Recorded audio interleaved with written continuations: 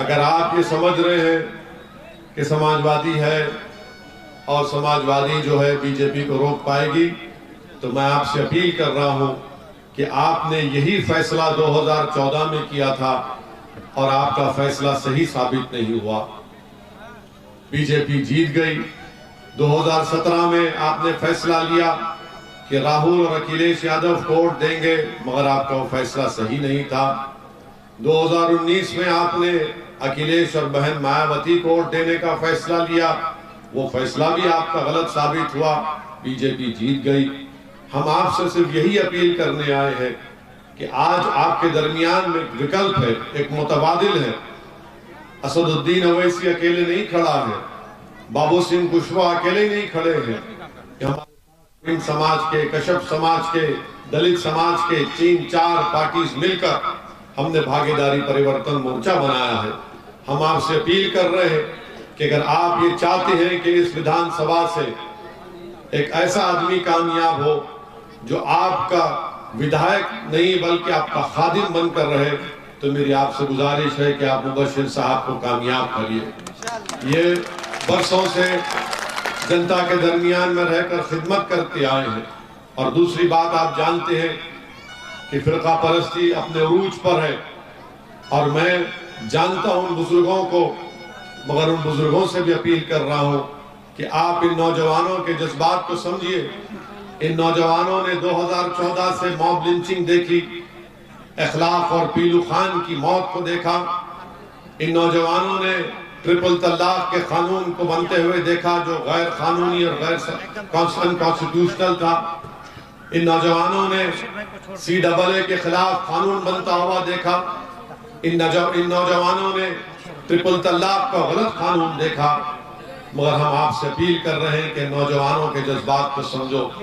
और जो लोग ये कहते हैं कि मजलिस इत्तेहादुल मुस्लिमीन जज्बाती नौजवानों की जमात है, तो मैं उनसे कह रहा हूं कि अगर कोई नाइंसाफी को देखेगा और उसका दिल नहीं तड़पेगा या अगर वो जज्बात में नहीं आएगा, तो क्या वो जिंदगी का सबूत है? अगर वो अपने आंखों से किसी पर जुल्म होता देखेगा और उसके आंख में आंसू नहीं आएंगे, तो आंख में आंसू आना वो जज्बात की निशानी है, वो जिंदगी की निशानी। अगर कान से किसी की तकलीफ सुनते हैं और आपका दिल और जिस्म हरकत नहीं करता, तो जिंदगी की मिसाल नहीं है, उसको मुर्दा कहते हैं। तो मैं सलाम करता हूं नौजवानों को जो जज्बाती है, मगर उन नौजवानों से भी कह रहा हूं कि अपने जज्बात को संविधान के दायरे में रखकर अपने जज्बात को, अपनी मंजिल को पाना है। और इसीलिए मजलिस आपसे कहती है, भागीदारी परिवर्तन मोर्चा आपसे कह रही है कि आप मजलिस के प्रत्याशी को, उम्मीदवार को कामयाब करिए। समाजवादी पार्टी के ताल्लुक से, बसपा के ताल्लुक से, कांग्रेस के ताल्लुक से आपने जितने भी फैसले लिए, आपको क्या फायदा हुआ? आपको कोई फायदा नहीं हुआ। मेरे पास वक्त नहीं है, सिर्फ इतना आपको कह रहा हूं कि जो समाजवादी के लोग, बसपा के लोग जो मुस्लिम अल्पसंख्यक समाज के इलाकों में आकर खौम खौम खौम की बातें करते हैं, आप उनसे पूछो कि एक दीवाना आया था यहाँ पर, एक दीवाना आकर हमको ये बताया कि उत्तर प्रदेश में एक मुस्लिम अल्पसंख्यक समाज घर में सिर्फ 7 रुपये खर्च होते हैं और उत्तर प्रदेश से बाहर अगर हैदराबाद हो या मुंबई हो या दिल्ली हो, वहां पर 10 रुपये खर्च होते हैं।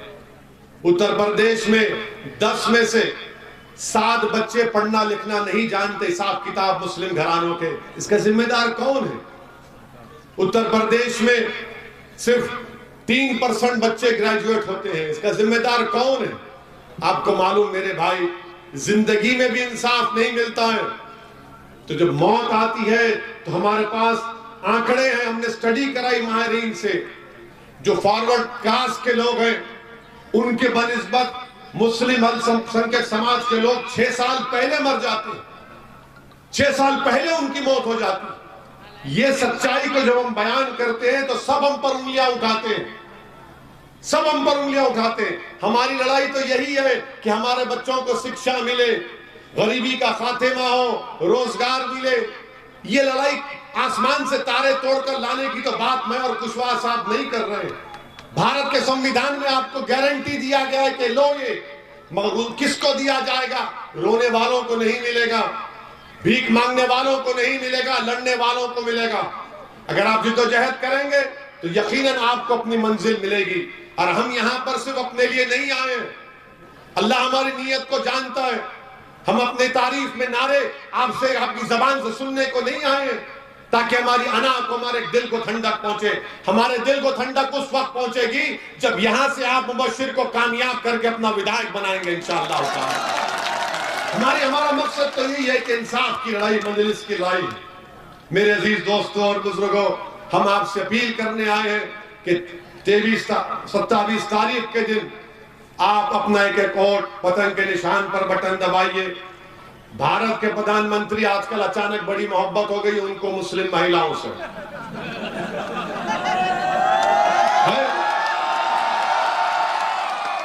भारत के प्रधानमंत्री आज भी कहीं भाषण में बोले कि कहां है वो लोग जब उनकी बच्चियां घरों को आ जाती थी।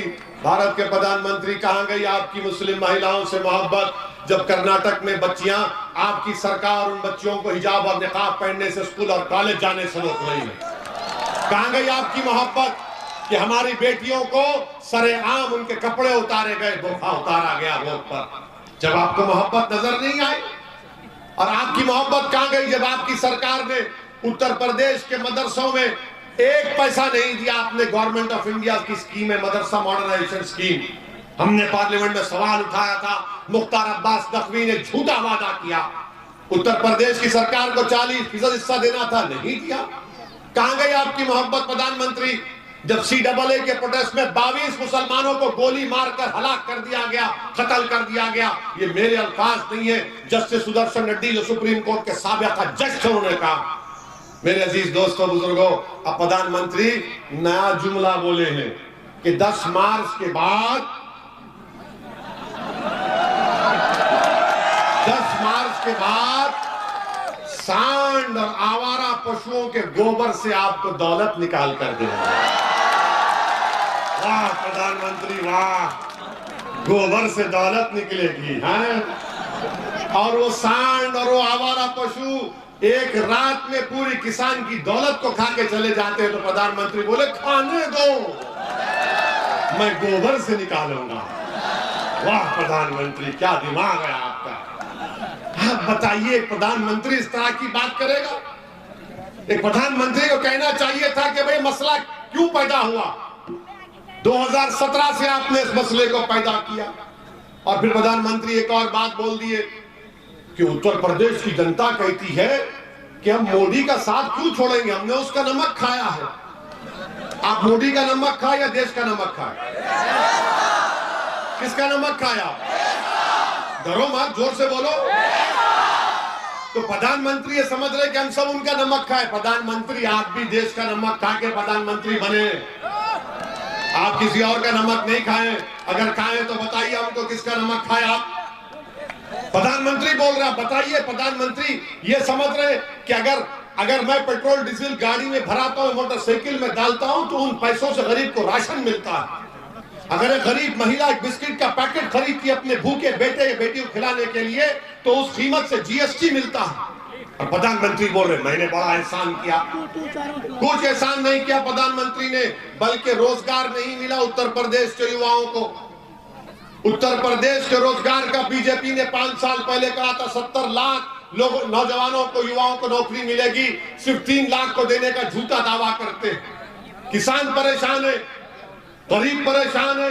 वो नौजवान जो रात भर महीनों पढ़ता है, गांव से निकलकर शहर जाकर एग्जाम लिखता है, तो योगी की सरकार कहती है एग्जाम नहीं होगा, पेपर लीक हो गया। और योगी कहते हैं कि माफिया भाग गया, क्रिमिनल भाग गया। अरे कहां भागा? जो हमारी गाड़ी पर 4 गोलियां चलाई वो किसके घर का दामाद था? कौन क्रिमिनल था वो? तो मेरे अजीज दोस्तों और बुजुर्गों, इन्हीं की सरकार में यहां पर एक मस्जिद को शहीद कर दिया गया था। हमने उसको बात को उठाया, क्या समाजवादी ने उठाया, कांग्रेस ने उठाया उसको? हम पर मुकदमा बुक हो गया।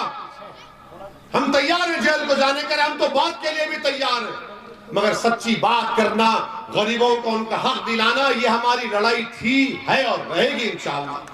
हम आखिरी बात आपको बताकर रुखसत हो रहे हैं। आज से 65 साल पहले हमारे बुजुर्गों ने सरजमीन दक्कन हैदराबाद में मजलिस इत्तेहादुल मुस्लिमीन को शुरू किया था। हम कोई नवाब खानदान के नहीं है, हम कोई बड़े खानदान आला जात के नहीं है। हमारे आबो अजदाद गरीब थे, मेहनत मजदूरी करने वाले थे, मगर उनमें जज्बा था, जज्बाती थे, जिद्दी थे। उनको अपनी मंजिल ये नजर आई कि भारत के संविधान में हम सियासत में हिस्सा लेंगे, हम नेताओं को बनाएंगे, सियासी ताकत हासिल करेंगे और अपने बच्चे और बच्चियों को पढ़ाने के लिए कॉलेजेस बनाएंगे, मेडिकल कॉलेज बनाएंगे, अस्पताल बनाएंगे। हमने काम किया। आज हम पर इल्जाम लगाने वाले लगाते हैं कि मजलिस ओवैसी के भाषण में जज्बाती नौजवान आते हैं। 65 साल पहले भी ऐसी गालियां दी गई थी, मगर आज तारीख गवाह है कि उन्हीं जज्बाती लोगों ने, उन्हीं गरीबों ने, रिक्शा वालों ने आज मजलिस को मुकाम अता किया कि एक दीवाना हैदराबाद से आकर आपके दरमियान में खड़े होकर अपनी बात की बात करता है। तो ये लड़ाई आपकी है। हम कुशवाहा साहब मिल चुके हैं। आपको हिस्सा दिलाने के लिए हम आपसे अपील कर रहे हैं कि 27 तारीख के दिन आप लोग एक एक वोट को पतंग के निशान पर बटन दबाइए। क्या आप सपा से डरेंगे? क्या आप योगी, मोदी, बीजेपी, बसपा से डरेंगे? और अगर इंसान है, डर होता है बाज लोग, तो जब डर होता है तो उस बच्ची को याद रखो जिसको 25 हैवानों ने घेर लिया था, जिसके सर पर हिजाब था, उसको घेर लिया तो उस बच्ची ने कहा कि जब मुझे डर होता है मैं क्या नारा लगाती हूँ। नारा लगाओ, वो जबान पर लाओ उस कलमे को, उस जुमले को, और हिम्मत कर अपने हौसले को बुलंद रखो। और याद रखो, ये लड़ाई आपकी है। ये प्रत्याशी जरूर है, मगर आप तमाम मजलिस के प्रत्याशी हैं, क्योंकि आपका मुस्तकबिल है। आपको अपनी लड़ाई को आगे लेकर जाना है, ये आपको अपना नेता बनाना है। यही चंद बात हम आपसे कहकर रुखसत होते हैं। शुक्रिया, अस्सलाम वालेकुम।